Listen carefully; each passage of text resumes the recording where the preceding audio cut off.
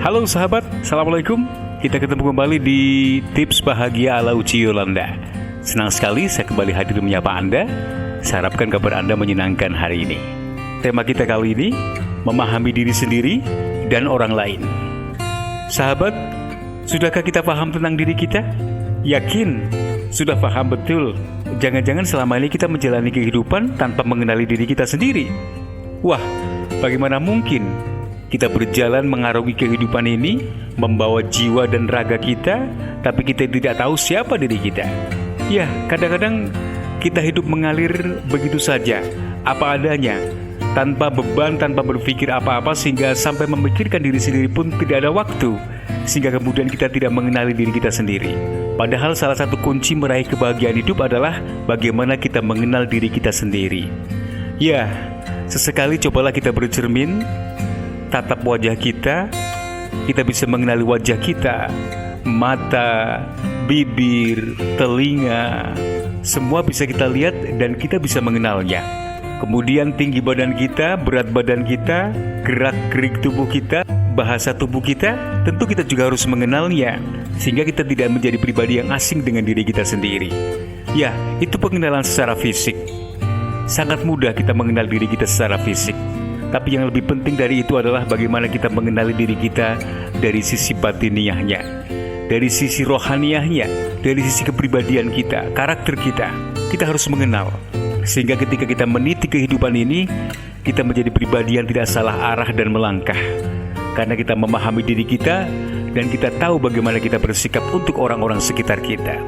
Kita tidak memaksakan diri kita sesuai dengan kemampuan kita. Tidak mungkin kemudian kita berbuat sesuatu di luar kemampuan kita. Dan sahabat, ternyata hidup tidak hanya cukup mengenali diri kita sendiri. Kita pun harus mengenal dan memahami orang lain. Mengenal dan memahami orang lain akan menjadikan diri kita menjadi pribadi yang sangat humanis. Kita tidak akan menuntut orang sama dengan kita, karena setiap kita berbeda satu dengan yang lain.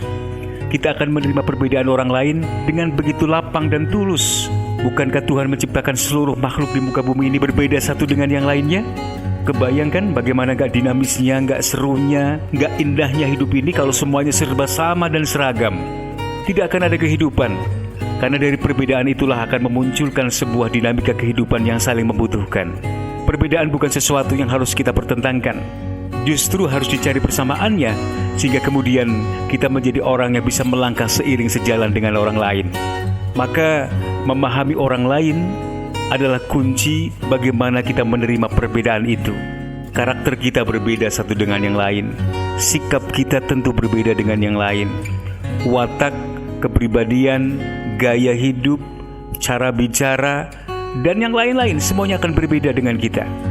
Maka kalau kemudian kita tidak memahami itu, maka yang akan muncul adalah perasa kebencian dan mungkin memaksakan kehendak, memaksakan orang lain harus seperti kita.